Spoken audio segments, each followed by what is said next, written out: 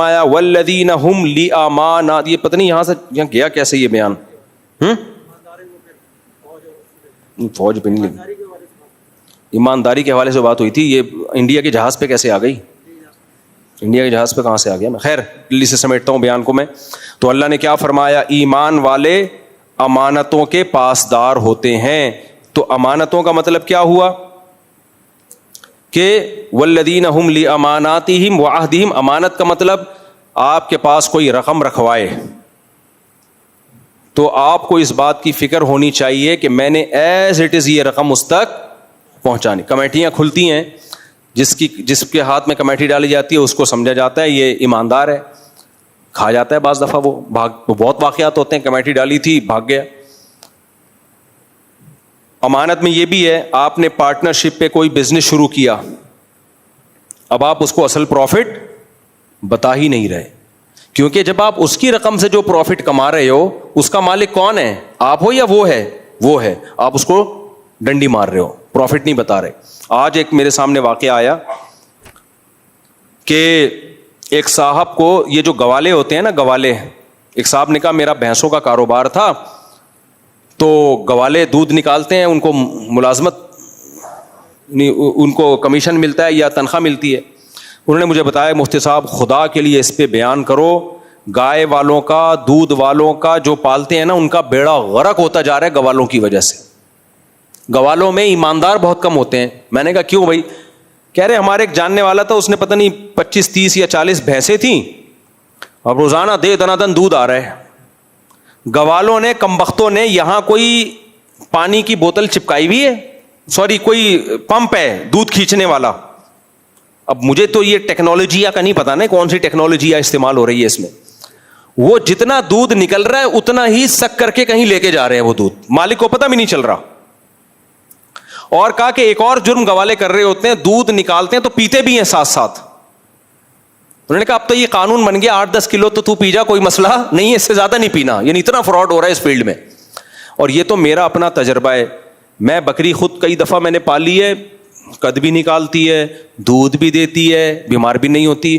آپ وہ بکری چرواہے کو پکڑا دو.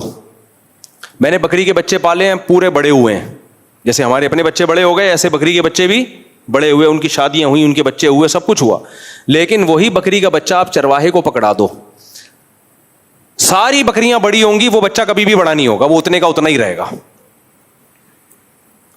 ابے جب یہ کیوں بڑا نہیں ہو رہا؟ کہتے ہیں مصعب اصل میں ایکچولی اس کی نسل ہی ایسی ہے یار، باقی جتنے تیرے بکرے ہیں وہ سارے بڑے ہو رہے ہیں. تو ہر فیلڈ میں خیانت ہے. آپ دکان کھول کے کسی کو ملازمت پہ بٹھا دو، امین تھا نا وہ، آپ نے اس پہ ٹرسٹ کیا نا. امین کسے کہتے ہیں؟ جس پہ ٹرسٹ کیا جائے. کوئی کاروبار اس کے حوالے کیا جا رہا ہے اس پہ ٹرسٹ کر کے، کوئی ٹھیکہ اس کو دیا جا رہا ہے اس پہ ٹرسٹ کر کے. ابھی ایک ٹھیکیدار کو ہم نے پکڑا، یعنی ہمارے دوستوں نے پکڑا، مجھے بتایا وہ کر کیا رہا ہے. یہ تو بہت سارے ٹھیکیدار کرتے ہیں. آپ نے سریا ڈلوانا ہے، آپ نے کلر کرنا ہے، ٹھیکیدار کو کام دیا گھر بنانے کا، ٹھیکیدار نے جا کے سریے والے سے بولا کہ دینا اتنے کا ہے اور رسید زیادہ کی بنانی ہے. یہ بہت ہو رہا ہے سوسائٹی میں، یہ تو اتنا ہو رہا ہے کہ اس کو تو برا ہی نہیں سمجھا جاتا. میں اپنے ساتھ ہونے والے واقعات اس لیے نہیں بیان کر رہا کہ جنہوں نے دھوکہ دیا وہ سمجھ جائیں گے، وہ بولیں گے مفتی صاحب نے ممبر پہ بیٹھ کے ہماری پول پٹیاں کھول دی ہیں، اس لیے میں اپنے واقعات کو اسکپ کر رہا ہوں. تو لوگ بتاتے ہیں کارپینٹر کیسے ڈنڈی، آپ کسی کارپینٹر کو بول دو کہ یہ دروازہ بنانا ہے، الماری بنانی ہے، اور اس پہ کوئی اعتماد کر کے بولو بھائی لکڑی بھی تو لے کر آ، ساری چیزیں تو لے کر آ، وہ کیا کرے گا؟ وہ جہاں سے دروازہ خریدے گا یا لکڑی خریدے گا اس کو بولے گا کہ میں تیری دکان سے ہی خریدوں گا سب کچھ، لیکن ایک فیور تو نے مجھے دینا ہے کہ جتنے کی لکڑی ہے نا اس سے تھوڑا زیادہ کی رسید بنانی ہے. وہ بھی خوش ہوتا ہے، اچھا یار میرے پاس بائک تھی، اب تو وہ قصہ اتنا پرانا ہو گیا کہ اب جس کے بارے میں کہہ رہا ہوں اس کو، ریڈیو پاکستان ہے نا، ریڈیو پاکستان، اس کے قریب میں بائکوں کی بہت بڑی مارکیٹ ہے. تو میری GTO 125 رکھی ہوئی تھی، شوق تھا، میں وہاں جاتا تھا. کبھی بائک میں کوئی کام نکل آیا تو جو میکینک تھا نا وہ مجھے کہتا تھا کہ اس کا یہ پرزہ خراب ہے، فلاں شاپ سے خرید لیں، وہ اچھے ریٹ پہ دیتا ہے. میں جاتا تھا اچھے ریٹ پہ لے لیتا کہ یار یہ جب میرا میکینک مجھے کہہ رہے، بعد میں پتا چلا یہ کمبخت کا کام ہی یہی ہے، اس کا کھانچا کھلا ہوا ہے اس شاپ سے. اسپیئر پارٹس کی دکان سے اس کا کھانچا ہے, اور یہ کوئی پارٹ اگر ریپیئر کرنے سے ٹھیک ہو بھی جاتا ہو نا, یہ ٹھیک نہیں کرتا بلکہ نیا خریدنے کا آرڈر دیتا ہے, اور آرڈر بھی وہیں سے دے گا. اچھا, میں تو اس کی دکان سے لیتا تھا, تو اس دکان والے نے مجھے کہا کہ یار مفتی صاحب یہ میکینک بہت اچھا آدمی ہے, تھوڑا مہنگا ہے لیکن بندہ بہت زبردست. دونوں کا ایک دوسرے کے مکھن پالش کا پروگرام چل رہا ہے. اس دکان والے نے اس کی تعریفیں کرنی ہے, فیور کیا لے رہا ہے کہ جتنے بھی پارٹس خریدوانے وہ میری شاپ پہ بھیجنا, اور اس نے اس سے دو چیزیں, کمیشن بھی باندھا ہوا ہے اور تعریفیں بھی باندھی ہوئی ہیں کہ جو کسٹمر آئے میری تعریفیں کرنی ہے. اور تعریف بھی ایسے کرتا تھا کہ مفتی صاحب یہ جو مکینک ہے نا, یہ مکینک تھوڑا مہنگا ہے, یعنی تھوڑی برائی کر کے تعریف کرو نا تو زیادہ چلتی ہے.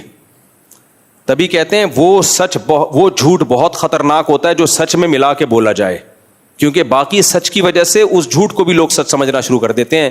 جو اعلیٰ درجے کے کذاب ہوتے ہیں نا, وہ 100% جھوٹ نہیں بولتے, وہ سچ بولتے بولتے بیچ میں کیا ملا دیتے ہیں, جھوٹ. تو تھوڑی برائی کرتا اس میکینک کی, یار یہ بندہ تھوڑا اچھا, وہ میکینک بد اخلاق بھی بہت تھا, بدتمیز بھی بہت تھا, تو یار یہ مفتی صاحب ہے تو بڑا بدتمیز اور تھوڑا مہنگا بھی ہے لیکن کام. اب آدمی کہے گا میں نے بدتمیزی کا کیا کرنا ہے میرے بھائی, کام جب کر کے دے رہا ہے تو میں نے اس کے اخلاق سے کوئی تبلیغ میں تھوڑی نکلا ہوں اس کے ساتھ اخلاق سیکھنے کے لیے میں.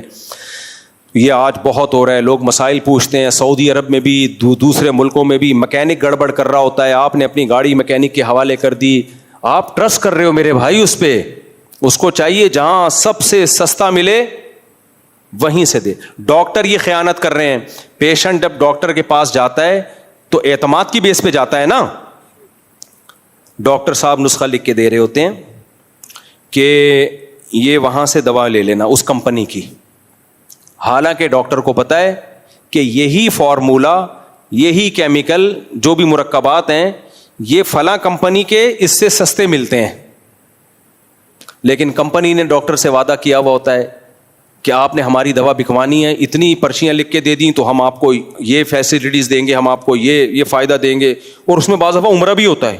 عجیب, حرام سے عمرہ کرنے جا رہے ہو تو یہ ہم آپ کو سہولتیں دیں گے. ڈاکٹر صاحب بھی لوگوں کو لکھ لکھ کے دے رہے ہوتے ہیں, حالانکہ مریض نے ڈاکٹر پر ٹرسٹ کیا ہے, تو ڈاکٹر مریض کے ساتھ امانت میں بولو خیانت کر رہا ہے. تو یہ بھی اسی آیت میں داخل ہے. ٹیچر امانت میں خیانت کرتا ہے, طالب علم لوگ ٹیوٹر رکھ لیتے ہیں, قاری کو رکھ لیتے ہیں, اعتماد کر کے وہ آستین کا سانپ بن جاتا ہے. ایسے لوگ بھی میرے علم میں, عام طور پہ قاری ایسے ہوتے نہیں ہیں, زیادہ تر نیک ہی ہوتے ہیں, لیکن ایسے قاری بھی میں نے دیکھے, لوگوں نے اعتماد کر کے اپنی بیٹی حوالے کر دی کہ بھئی آپ اس کو پڑھاؤ, ہم آپ کو روحانی باپ سمجھتے ہیں, اسی بیٹی سے ناجائز تعلق قائم کر لیا. ٹھیک ہے, اس نے غلط کیا, اپنی جوان بیٹی کیوں حوالے کر رہے ہو قاری کے, اس نے تو غلط کیا, لیکن آپ نے اس سے زیادہ غلط کیا. یار وہ آپ پہ اعتماد کر رہا ہے کہ یہ قاری ہے, یہ قرآن پڑھتا ہے, یہ نیک ہے, یہ میری بچی کو بیٹیوں کی طرح دیکھے گا, تو آپ بھی تو پھر بیٹی والا معاملہ کرو نا اس کے ساتھ. اور آپ جب گھر آستین کا سانپ بنے ہوئے ہو. ایسے واقعات بھی آئے کہ جی گھر میں گھسے, اور جس بندے نے اپنے گھر میں گھسایا کہ میرے بچوں کو قرآن پڑھاؤ, اسی بندے کی بیوی سے ناجائز تعلق شروع کر دیا. تو یہ سب کیا ہے, امانتوں میں خیانت, کہ جو آپ پہ ٹرسٹ کر رہا ہے آپ اسی کے گھر میں ڈس رہے ہو, آستین کے سانپ بنے ہوئے ہو. جو حرام خور لوگ ہوتے ہیں نا, دو قسمیں ہوتی ہیں, جو لڑکیوں سے ناجائز تعلق قائم کرتے ہیں, ان کی بھی دو قسمیں ہوتی ہیں. ایک تو وہ جو اجنبیوں سے جا کے حرام کاریاں کرتے ہیں, طوائف خانوں میں جائیں گے, یہ بھی 2 نمبر ہیں. زیادہ بڑا 2 نمبر وہ ہے جو دوست ہی کے گھر میں ڈاکہ ڈالنا شروع کر دے, جو دوست ہی کے ساتھ خیانت کرنا شروع کر دے. میرے پاس جب واقعہ آتا ہے نا, اللہ نہ کرے, زیادہ تر ایسا نہیں ہوتا الحمدللہ, خیر غالب ہے, کہ بھابھی کا دیور سے چکر چل رہا ہے, بہت افسوس ہوتا ہے. یار دیور جو بھائی ہے وہ تو محافظ ہونا چاہیے نا اپنے بھائی کا, چکر کیسے چل رہا ہے, تو دیور نے ڈورے ڈالے ہوئے بھابھی کے اوپر, ورغلا رہا ہے اس کو. یار تجھے کوئی اور نہیں ملا دنیا میں منہ کالا کرنے کے لیے, تو اپنے بھائی کی بیوی کے ساتھ خیانت کر رہا ہے, اپنے بھائی کے ساتھ تو غداری کر رہا ہے. بتاؤ زمین پاؤں جو ہے وہ زمین پاؤں سے نکلے گی کہ نہیں نکلے گی؟ ایسے ایسے واقعات میں سنتا ہوں نا, پھر میری نیند اڑتی ہے رات کی, پھر میں ڈپریشن میں جاتا ہوں, پھر میں کہتا ہوں یار یہ جو ہے اس کو دماغ کہیں اور ہٹاؤ. غصہ اتنا آتا ہے, آدمی چاہتا ہے گلا دبا دو اس کا. ایسے واقعات بھی آئے ہیں کہ بھابھی صاحبہ کا چکر تھا, پتہ چلا کس کے ساتھ ہے, دیور کے ساتھ. تو دیور ڈورے ڈال رہا ہے اور پھر بھابھی کا بھی آنکڑا ہو گیا. پردہ وردہ تو آج کل سوسائٹی میں ہے نہیں, یار تو طوائف خانے چلے جاتا, منہ کالا کرتا طوائفوں کے ساتھ, لڑکیاں بہت ہیں منہ کالا کرنے کے لیے, بہت ہیں لڑکیاں, دفع ہو جاتا وہاں پہ. تو کس سے معاملہ کر رہا ہے؟ اپنے بھائی کے ساتھ خیانت کر رہا ہے تو. اگر بھابھی آنکھ مٹکا کرتی بھی ہے تو اس کو تھپڑ مار کے, تجھے شرم نہیں آتی؟ تو میرے بھائی کی بیوی ہو کے اس کے ساتھ غداری کر رہی ہے. تو یہ بھی سب کیا ہے؟ امانتوں میں خیانت. بھائی تو اعتماد کرتا ہے, یار میرا بھائی ہے, میری بیوی کو بھابھی سمجھے گا, اس کو احترام والا رشتہ رکھے گا. وہیں آپ ڈاکہ ڈال رہے ہیں. سسر بہو کے ساتھ ہو جاتا ہے, آدمی اعتماد کرتا ہے اپنے والد پر کہ میرا والد ہے, یہ میری بیوی کو بیٹیوں کی طرح سمجھے گا. میں بار بار کہہ رہا ہوں, نارملی ہماری سوسائٹی میں ایسا ہوتا نہیں ہے, بدگمان نہ ہو, لیکن 1000 یا 100 میں ایک واقعہ ہو جاتا ہے تو اس پہ انسان کانپ اٹھتا ہے کہ یار وہ تو قابل اعتماد ہیں, وہی امانت میں خیانت کرنا شروع کر دے.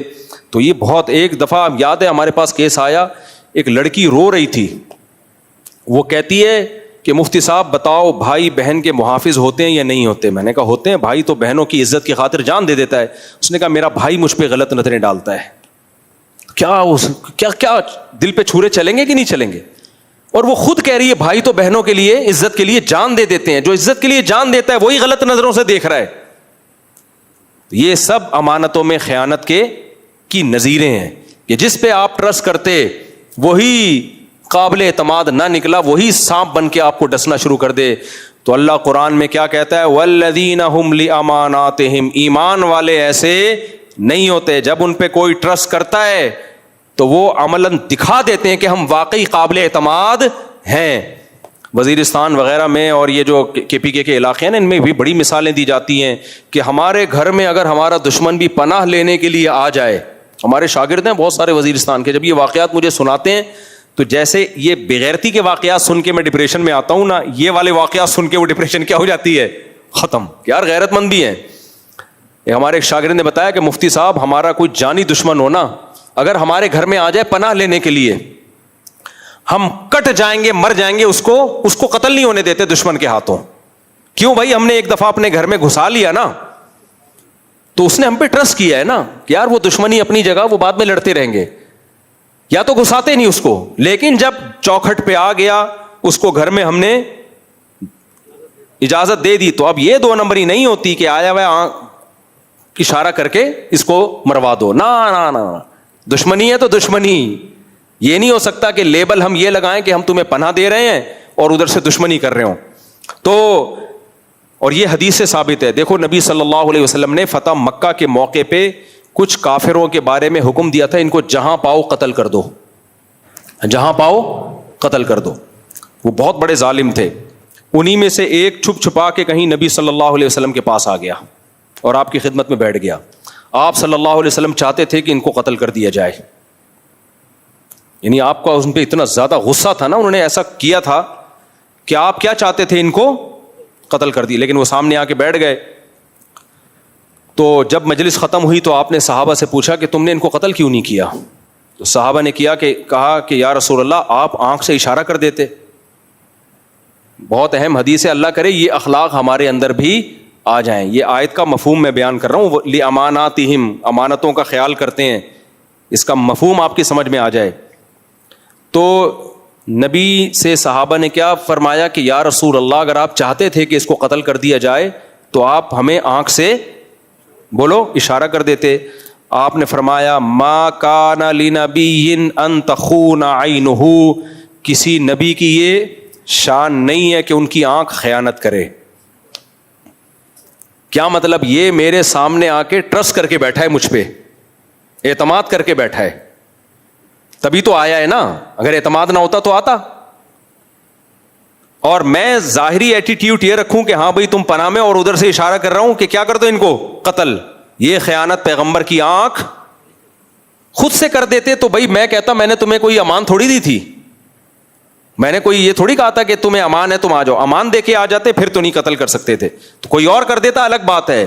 لیکن میری محفل میں کوئی بیٹھا ہوا ہو مجھ پہ اعتماد کر کے اور میں آنکھوں سے اشارے کروں, یہ بھی کیا ہے؟ خیانت. کیونکہ وہ ٹرسٹ کر رہا ہے.